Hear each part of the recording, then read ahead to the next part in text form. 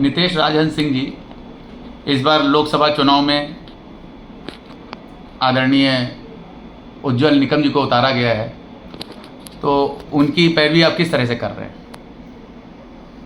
उज्ज्वल निकम जी एक राष्ट्रवादी व्यक्ति हैं और उनकी एक खासियत ये रही है कि किसी भी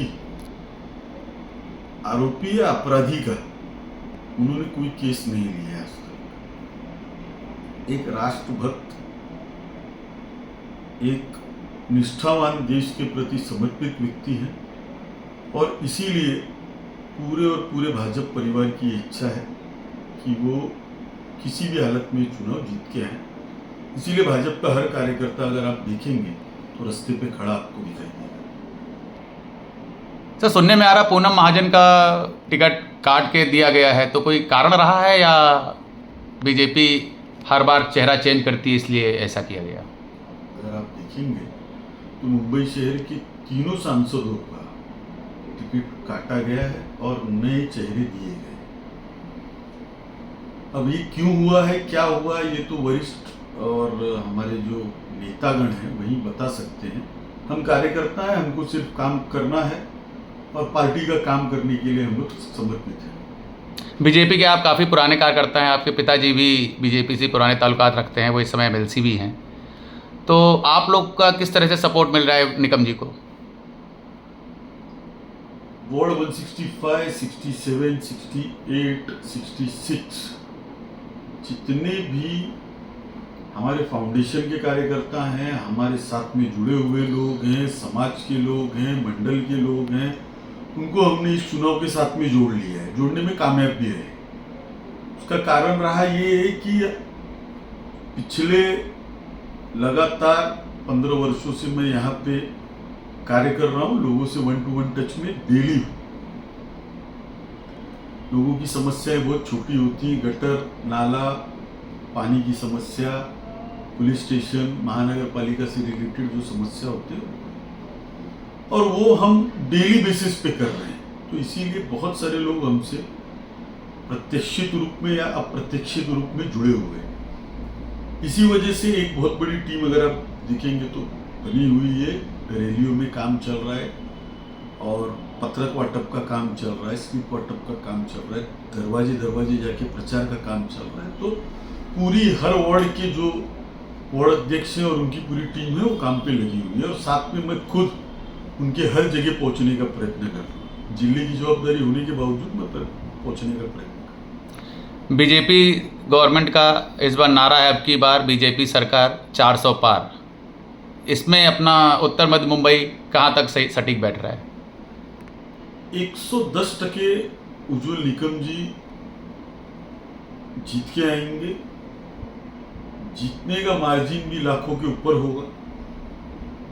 उसका कारण ये है कि अगर आप पूरे इस जिले का डेमोग्राफी चेक करेंगे तो आपको ये समझ में आएगा कि राष्ट्रवादी विचारधारा के लोगों की संख्या यहाँ पे बहुत ज्यादा है और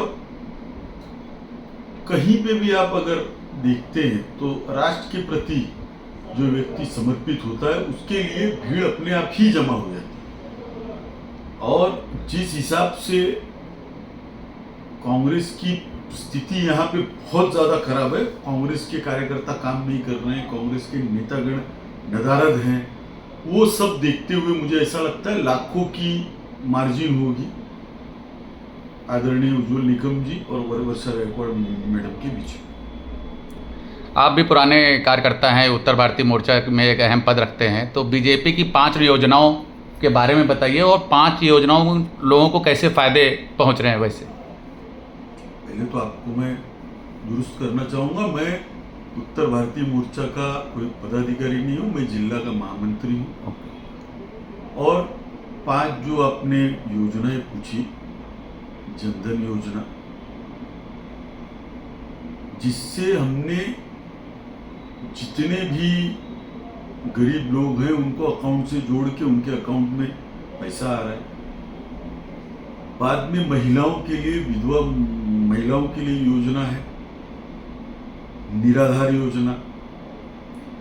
उसके बाद एक योजना है जो बचत गट से जुड़ी हुई है, महिलाएं वो एक योजना है। उसके बाद योजना अगर आप देखेंगे तो जो सीनियर सिटीजन है 60 के ऊपर जो, उनके लिए योजना है। बाद में एक पॉलिसी ऐसी है कि 50 रुपया भर के आपको 5 लाख तक का एक मेडिक्लेम मिलता है। वो सबसे बड़ा योजना है जिसका लाभ, जिसके लाभार्थी मुझे ऐसा लग रहा है कि पूरे मुंबई शहर में बहुत बड़े तादाद में। तो बहुत सारी मोदी जी की योजना है जिससे हमने लोगों को जोड़ा है। लाभार्थियों की संख्या भी बहुत बड़ी है और आने वाले समय में ये जितने लाभार्थी हैं, मुझे ऐसा विश्वास है, ऐसा आशा करता हूँ कि जितने लोग हैं ये जब निकलेंगे तो ये जाके सिर्फ और सिर्फ कमल का बटन दबाएंगे। इलेक्शन का दौर चल रहा है नितेश जी, इस समय कई लोग अपने अपने गुणगान गा रहे हैं, तो विरोधियों का हम लोग किस तरह से पीछा कर, मतलब विरोधियों को हम लोग किस तरह से शांत करना चाह रहे हैं, खास तौर पर देखा जाए महाराष्ट्र में? देखिए, ऐसा है कि हमारे विरोधी कौन है? पहले तो कांग्रेस, शरद पवार जी, और महाराष्ट्र में कांग्रेस, शरद पवार जी और उद्धव ठाकरे जी। उद्धव ठाकरे जी जो हैं वो अपने भाई के नहीं हुए, अपना परिवार नहीं संभाल पाए, इसीलिए उनके परिवार के लोगों ने बीजेपी को पाठिंबा दे रखा हुआ है। बीजेपी को बिना शर्त समर्थन दिया है राज ठाकरे ने। दूसरे बच्चे कांग्रेस, तो कांग्रेस की स्थिति यह है कि कांग्रेस के जो सर्वश्रेष्ठ नेता है उन्होंने अमेठी लड़ने से मना कर दिया। ये मेरा सवाल है कि भाई क्यों भाग रहे हो?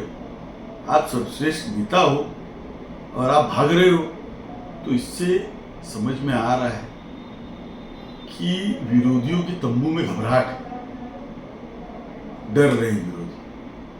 तीसरे बचे शरद पवार जी, उनको भी डिफाइन कर देता हूं थोड़ा सा। शरद पवार जी अपनी पार्टी नहीं बचा पाए, उनके स्वयं के भतीजे जो हैं वो पूरी पार्टी साथ में लेके चल दिए। ये जो लोग अपने परिवार को नहीं संभाल पा रहे, क्या ये देश को संभालेंगे, महाराष्ट्र को संभालेंगे? महाराष्ट्र को सिर्फ और सिर्फ आदरणीय देवेंद्र फडणवीस जी, आदरणीय एकनाथ शिंदे जी, आदरणीय अजित पवार जी संभाल सकते हैं, जो मास लीडर हैं, जिनमें कार्य करने की क्षमता है और कार्यशैली ऐसी, कार्य पद्धत ऐसा कि छोटे से छोटे कार्यकर्ताओं से लेके बड़े से बड़े कार्यकर्ताओं को डील करने की उनके अंदर क्षमता है। अभी हाल ही में संजय राउत जी ने आदरणीय मोदी जी को तुलना कर दी है औरंगजेब से। बोला कि औरंगजेब जैसे सब लोग ने मिलकर महाराष्ट्र में उनकी समाधि बनाई थी। तो इस पर आपका क्या कहना है? बीजेपी इस पर क्या स्टैंड ले रही है? देखिए, ऐसा है, रोज सुबह संजय राउत जी घर से निकलते हैं और कुछ न कुछ ऐसी टिप्पणियां देते रहते हैं।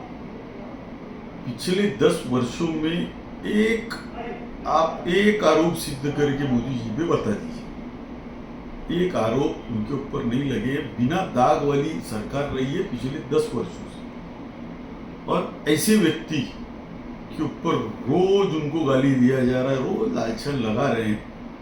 ये इसका जवाब जो राउत साहब जो रोज बोलते हैं और जो गरियाते हैं, उसका जवाब आने वाले समय में आप देखेंगे, जनता देगी। जनता, कार्यकर्ताओं को देने की आवश्यकता नहीं। तो इस बार नितेश जी अपना महाराष्ट्र में बीजेपी की कितनी सीटें आने वाली हैं? बीजेपी की 40 सीटें आएंगी, 40 के ऊपर सीटें आएंगी साहब। इसका मतलब आपका कहना है कि पूरा विरोधियों का सुपड़ा साफ होने वाला है? साफ होगा, साफ। नितेश जी, आपकी राम मंदिर तो झांकी है, मथुरा काशी अभी बाकी है, इस पर थोड़ा बोलना चाहेंगे? राम मंदिर आस्था का विषय है। आप अगर देखेंगे तो बीजेपी के कार्यकाल में मंदिरों का सौंदर्यीकरण, जीर्णोद्धार हो रहा है, जीर्णोद्धार, जितने भी कार्य समाज से जुड़े हुए, सनातन धर्म से जुड़े हुए, उसको प्रोत्साहित किया गया। मैं अपनी बात करता हूँ। मैं पिछले 25 वर्ष से लगातार, जबकि मैं यूपी का रहने वाला हूँ, तो 25 वर्षों से लगातार काशी विश्वनाथ दर्शन करते रहा हूँ। लेकिन जो आनंद अब आता है वहाँ पे दर्शन करने का, पहले नहीं हुआ करता था, क्योंकि संकीर्ण गलियाँ थी, पहुँचने के लिए रास्ते कम थे, ऊपर से गलियों के अंदर से होके जाना पड़ता था, मंदिर पहुँचना पड़ता था, कठिनाई थी। आज कॉरिडोर कर देने की वजह से बहुत ज़्यादा आसानी हो गई है। तो ये तो हम लोगों के आस्था का विषय है। जहाँ आस्था है वहाँ पे तो विचार ही नहीं करेगी पार्टी, वहाँ पे तो कार्य करने के लिए खड़ी है। अब आप मथुरा और काशी की बात कर रहे हैं, तो भाई मथुरा और काशी में भी ऐसे मथुरा और आपने बात किया राम मंदिर के बाद मथुरा मथुरा का का, काशी तो ऑलरेडी हो चुका है, कॉरिडोर बन चुका है, काशी में कुछ रह नहीं गया है। और जो बात बची अब मथुरा की, तो वहाँ पे ऑलरेडी मंदिर होने के बहुत सारे प्रमाण हैं। तो उस पे आने वाले समय में एएसआई और सुप्रीम कोर्ट डिसीजन लेगी, उसमें तो हम लोगों के पास बोलने के लिए कुछ है।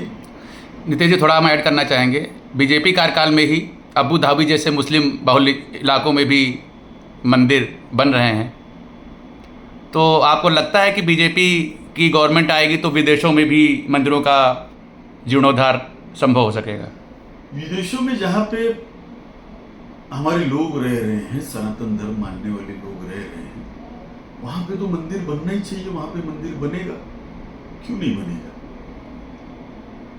लेकिन उसके पहले हम लोगों को अपने देश के जितने धार्मिक स्थल हैं उनको पहले सुदृढ़ करना पड़ेगा और उनको प्रबलता देनी पड़ेगी। नितेश जी, जहां आज से 10 वर्ष पहले की देखा जाए तो आए दिन कहीं ना कहीं बम धमाके की सुनाई पड़ते थे, लूटपाट, ये मतलब आपराधिक चीज़ें ज़्यादा होती थी। अभी जब से बीजेपी गवर्नमेंट आई है 10 सालों में, आप महाराष्ट्र को किस तरह से देखते हैं? यहाँ पे कितने बम ब्लास्ट अभी तक हुए हैं या नहीं हुए हैं? देखिए, पिछले 10 वर्षों में जब से आदरणीय देवेंद्र फडणवीस जी ने यहाँ की कमान अपने हाथ में ली हुई है, अगर आप देखेंगे तो बम ब्लास्ट दूर की बात है, यहाँ पे अब जो चप्पल चोर हैं वो भी चप्पल चोरी करने के पहले ये सोचते हैं कि चप्पल चोरी करूं कि नहीं करूं। यहाँ प्रशासन को इतना दुरुस्त करके रखा हुआ है आदरणीय देवेंद्र फडणवीस जी ने कि यहाँ परिंदा भी पर मारने के पहले डरता है। महाराष्ट्र की पूरी सत्ता उन्होंने अपने हाथ में जकड़ के रखी हुई है और 2.5 वर्ष जो बीच में उद्धव और कांग्रेस के लोगों ने मिलकर लूटपाट करने का काम किया, उसको भी उजागर करना और लोगों के बीच लेके आने का काम आदरणीय देवेंद्र फडणवीस जी ने किया है। और उन्होंने अपने हिसाब से हमारे महाराष्ट्र को बेहतर करने का पूरा प्रयत्न रखा है। बीजेपी कार्यकाल में साधु संतों को कहाँ देखते हैं आप? सबसे ज्यादा आदर साधु और संतों का है। हमारे साधु संत हमारी प्रतिष्ठा है, हमारी मान है, हमारे धर्म को बचाने वाले लोग हैं, हमारे संस्कार को बचाने वाले लोग हैं, हमको अच्छी चीज़ें सिखाने वाले लोग हैं, हमारे अंदर मर्यादा लाने वाले लोग हैं। तो उनका तो स्थान हमारे लिए सर्वश्रेष्ठ है और हमेशा रहेगा। Thank you Nitesh sir.